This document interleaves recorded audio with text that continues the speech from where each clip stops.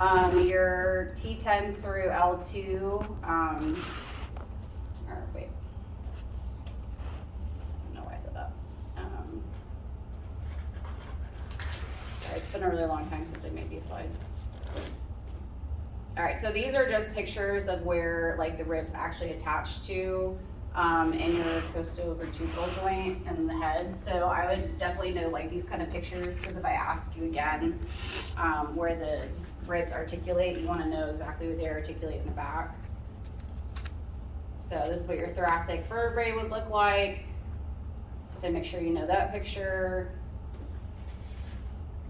And then here you can also, you have the zygapophyseal joints as well in your thoracic spine, like you would see in your cervical spine, as well as your intervertebral foramen, which we remember that was like the hole in between.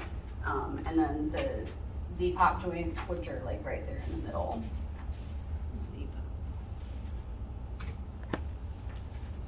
I wouldn't focus too much on angles. I'm not gonna ask you questions like this on your final or on any kind of quiz, so don't worry about like the 15 to 20 or 70 to 75.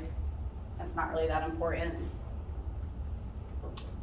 So whenever we do a thoracic spine, you'll see sometimes they try to order like thoracic obliques. That's not really a thing. I've never actually seen any like facility ever do obliques.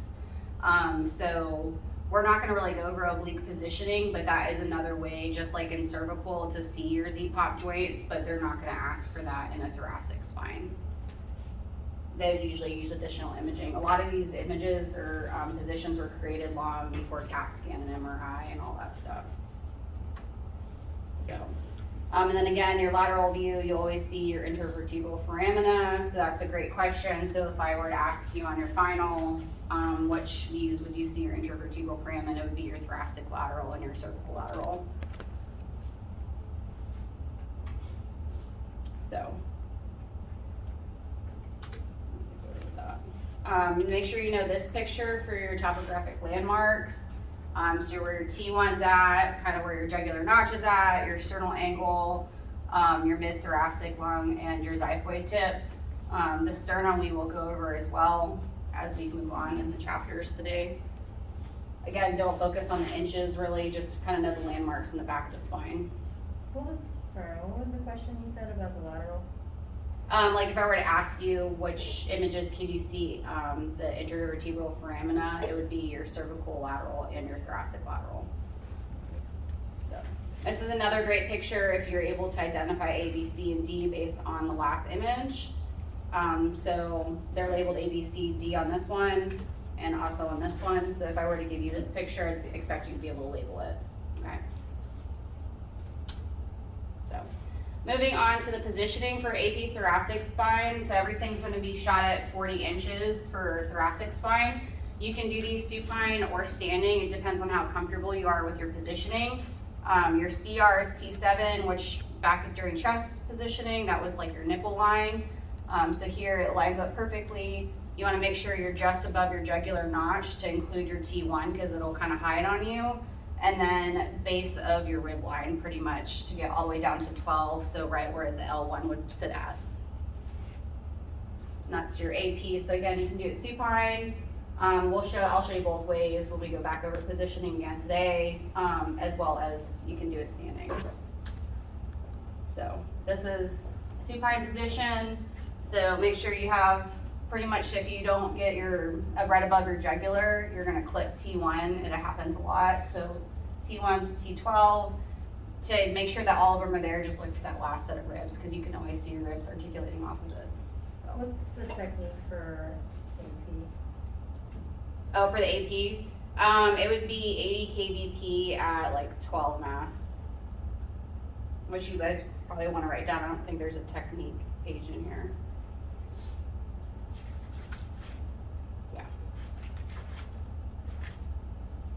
And then there would be like your breathing instructions for this would just be holding their breath. You don't want them to be breathing because if they're a belly breather, then it's going to distort the picture. And what about shielding on that? Just shielding from waist down. Yep. And then also collimation, You really only want like 1 to 2 inches, past your midline. You don't need to go past, like, I mean, if you could visualize where their nipples are at, definitely don't open the collimator past that, okay? All right, so lateral thoracic spine. So again, you're centering at T7. You can still do these supine or standing. So it's just midline. The top of the collimator light will usually come to right at that shoulder.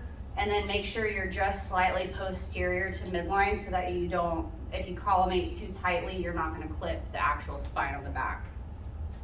And then what about the techniques for that? So you do it 80 at like 32.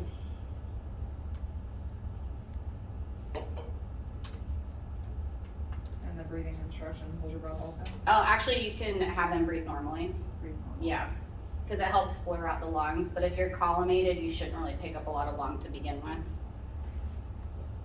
Is it the same technique if it was standing? Yes. Yeah? Yeah. So you said 80 at Like 32, 32. yeah. Do you want, whether standing or laying, do you really want light on the board? Or, I mean, when you.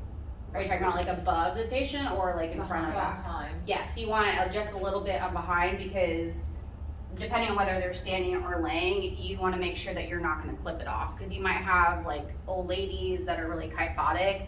So you have to make sure that you have enough light that's going to cover their entire thoracic because that's where the kyphosis is starting, is in their thoracic spine. So, this is just another picture. You can, back in the day when we had like film imaging, they would put lead on the back here to pick up extra scatter. Really, you don't have to worry about that anymore with digital. You don't really get as much scatter. It's not as loosely like filament and stuff. So you might never see like a newer tech use that technique, just old ones. So this is what the radiograph would look like. So I'm gonna train you to make sure that you know to do a thoracic swimmer or like a lateral swimmers on these, just to get the upper half because it is like requirement if you ever work for Baptist. That's part of the thoracic series, so I want you guys to get in the habit of doing that. Because as you can see on the lateral T-spine, you clip like two through 1 at the top because you will never see it in a true lateral. What would the technique be for that, same as the lateral? For the swimmers, yeah.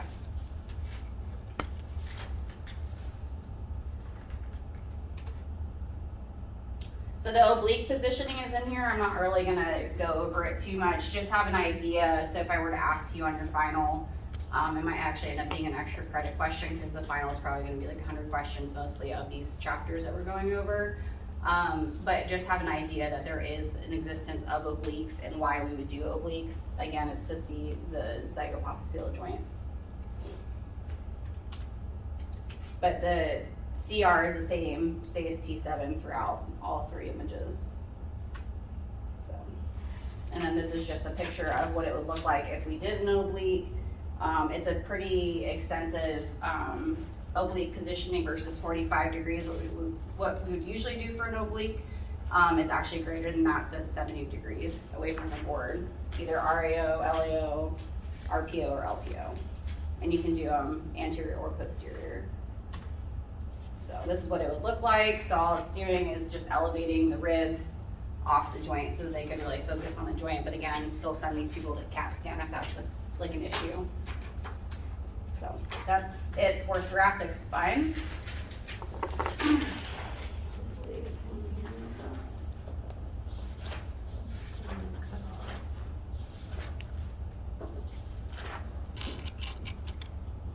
All right, I'm gonna open up the ribs, so that's chapter 10.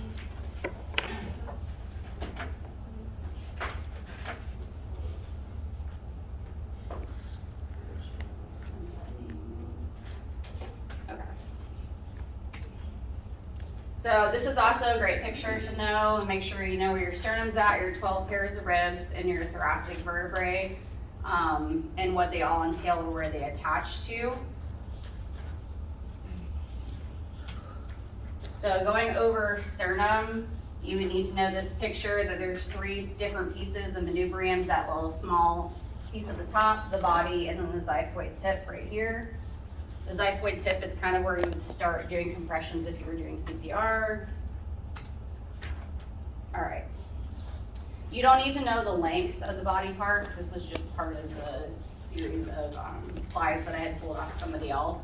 So I wouldn't focus too much on that, but do know that like the adult sternum is about 7 inches long. So that's probably gonna be another like extra credit question, but you don't have to know each individual body part length. So, all right, so you need to know that 1 through 7 actually connect to the sternum of the ribs. That's a great question that you'll probably see again. And then that the rest of them are considered floating ribs and they just attach in the back.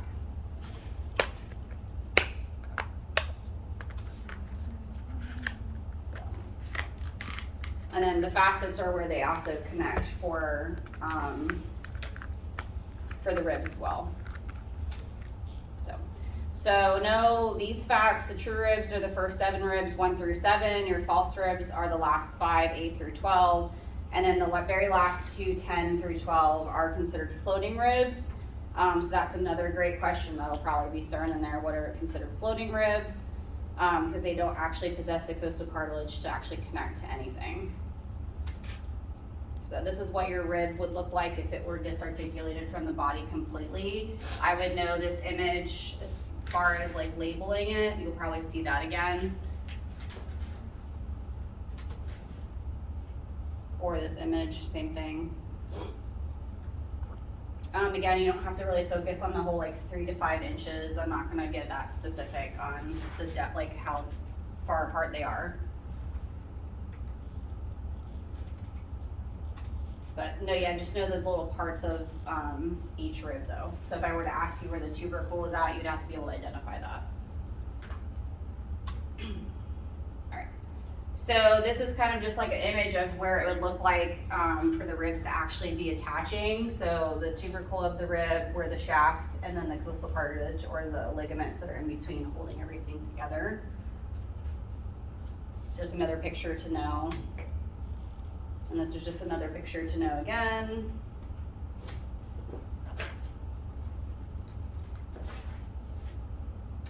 This is just another picture for topographic landmarks.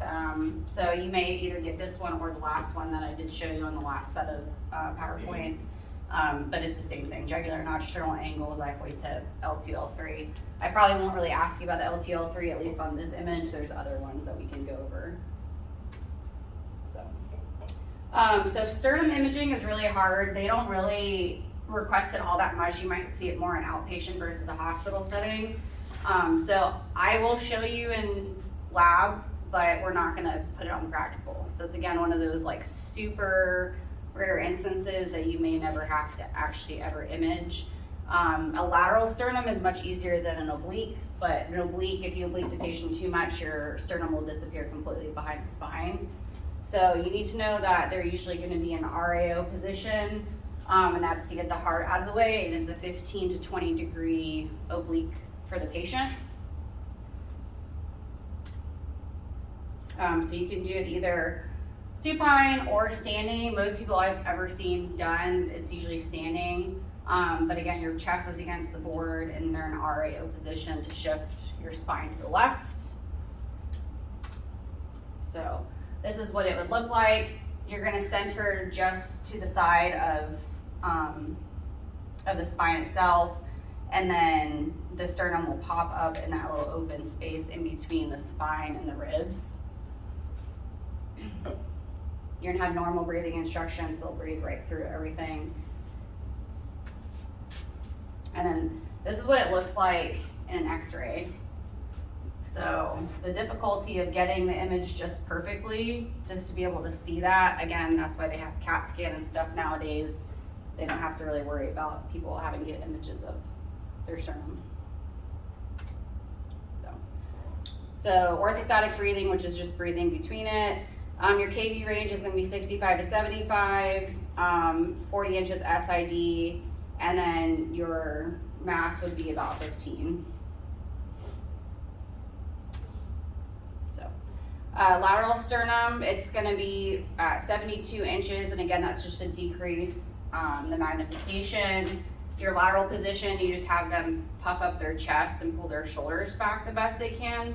You can see it clear as day, mostly on people that are super, super skinny. And you can usually get a better lateral image than you would of an AP or a PA image. So this is a horizontal one. If you were to have them laying supine, same thing. All these can be done supine or standing. So this is what it will look like in an actual x-ray. So, do you guys have questions on the sternum at all? No? All right, moving on to the ribs. So a rib routine series is always gonna have a PHS. We're doing that to make sure that none of the lungs have been punctured. Depending on how severe the fracture is to the ribs, it can cause like pneumothorax or hemothorax, any of those problems that we went over in the past. So you'll always do a PA chest x-ray or AP depending on how the patient can stand or lay.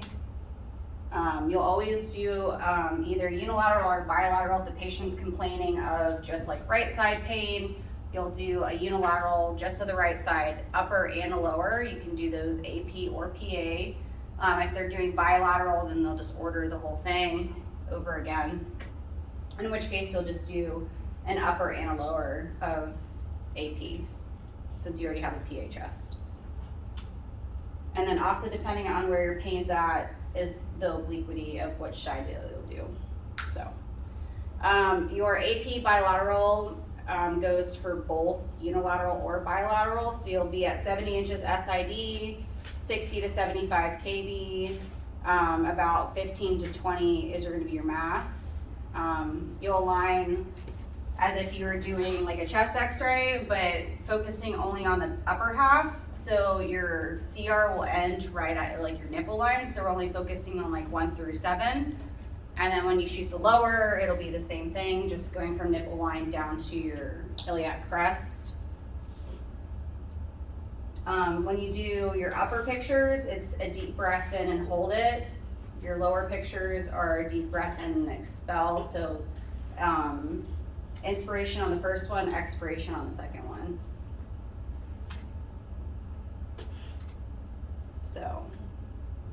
So above diaphragm, you want to be able to see 1 through 10 essentially. You're focusing again 1 through 7. So you'll usually pick up everything probably about to here on an inspiration picture, but clearly you want to be able to see 1 through 10. How is it different from the chest? So your chest x-rays are taken at 72 inches, right? These are 40? Yeah, these are 40. So they're just a clear, like up close picture. You can shoot them PA, but usually people will do a PA chest x-ray, AP upper and lower, because you're also closer. It's just all it is doing is magnifying it. Yeah. And usually if somebody has a rib fracture, you're gonna see it in your obliques. You're not gonna really see it in your AP or PA. PA chest x-ray is literally just to rule out looking at the lungs. So going on, so this is the unilateral. So when you do your rib series, for practicals, you're gonna do unilateral. We're not gonna do bilateral. So I don't want you guys to get confused. So the techniques are gonna be the same, 65 to 75, 12 to 15 mass. You're gonna be inspiration, still focusing on this like upper half. Your CR is just a little bit above your nipple, really focusing on 1 through 7. And expose on inspiration. This is what it would look like. So usually you'll get almost all of them in that one picture, and you might not get 10 or 12 or 10 through 12 on it. So, all right, so below diaphragm, so you're gonna do on expiration. So you're gonna focus on your IR or your CR being kind of like right at like 10 or 12, and then your collimation field will be from nipple down to waistline. So this is what it would look like in a bilateral series. There's another picture further along of what it would look like just unilateral, so just half of that. So moving on to oblique ribs. So these are gonna be 45-degree obliques, not to get confused with like T-spine, that 70-degree nonsense.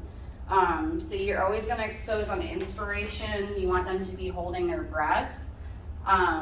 You'll either do an RAO, LAO, RPO, or LPO, depending on where their pain is, and also depending on what side their pain is on.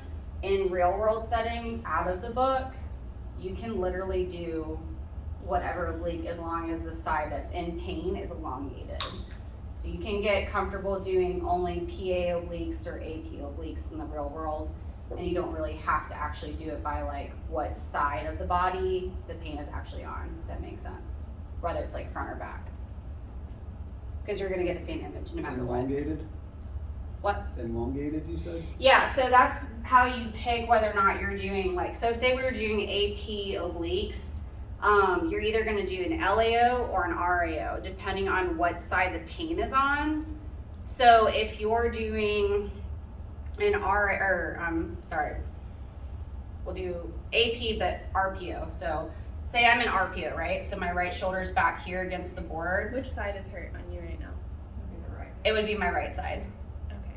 Yeah, so you're gonna elongate that. So shooting an RPO right now, my right side's in pain, the right side's gonna be extended, and then the left side's gonna be foreshortened in the image, the oblique image. So if I were this way, left side's hurting, left side's elongated. Now it's the opposite if you were to do RAO or LAO. It's just the opposite. Have the hurt side closer to the board to elongate. Yes, Okay. Okay, so Yeah. her side is closer to the board to elongate. correct, yeah. So the ribs can get confusing for that sense. And then technically you're supposed to do either an AP or PA oblique, depending on if the pain's in the front or the pain's in the back. Like I said, in the real world, whatever you're comfortable with, as long as the correct side, the rib cage is elongated on that side.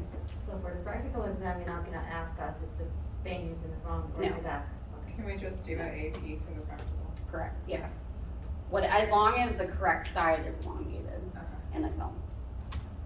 So, And for the chest, can we just go ahead and do an AP chest for it? no, so the chest x-ray for that series has to be a PA chest x-ray. Okay. The only time you ever get to do an AP chest x-ray is if the patient like was in a car accident and like they're on a board or something and you can't move them or they can't stand, then you can do everything AP Oh, obviously. you want the ribs closest to the board. Right, Okay. right. Never mind. Yeah. So, so the patient in this case is in an LPO. So his left side is against the board, left side is in pain. So see how the ribs are elongated right here? So their collimation in this picture is actually really good because you can't really see the other side. However, all of this is elongated, so this side of the ribs is like really, really, really short and small. So LPO elongates left posterior. So like, just think that like in the future. So LPO elongates left side, RPO is gonna elongate right side, and it's the opposite, the other way around for RAO and LAO, okay? So this is what a bilateral oblique ribs would look like. So your left side is in pain. So these are elongated, and this is when I say foreshortening, this is what's happening to the other side of the ribs. So if the patient was complaining of left-sided pain, we want to make sure these are So long. what you mean by elongate is based on this visual, Yeah. so the right side of the image appears to be elongated from our perspective. The left. The left As side. opposed, that's what I mean, the left side is elongated as opposed to the right side. Correct, yeah. So see Okay. how these ribs are really short on this So side? they appear short. Correct. Okay, I understand. So when I say elongated, so these are, everything's like extended out. This is where you're gonna find your fractures. You find them like sitting like right in this area. Which essentially just magnifies those. So Correct, yeah. So that's why we oblique them, so that we can get an image, because so your ribs come in the front and the back. So this is also getting them stacked off of each other. If that makes sense. I didn't use the right term for that. But yeah, they always want to be longer to be able to look at it. So, that's it. Have any of you guys been taught ribs yet out in practical, or Clinicals, I've seen them. seen them? Yeah. They're rare, but So it's really funny because every time I teach you guys like positioning, I my next shift, I always get like a bunch of that. So I did 3 sets of ribs on Sunday at Bath to South. Yeah, it was actually a very crazy day. I did some crazy femur fractures and wrist fractures. We did a femur yesterday. Yeah. Oh wait, was this week or last week of clinicals? No, Oh, I thought it was last week. This one? This week. Just this week? Tomorrow. Tomorrow's our last day. Lower glory. I know, our second to last day we had off.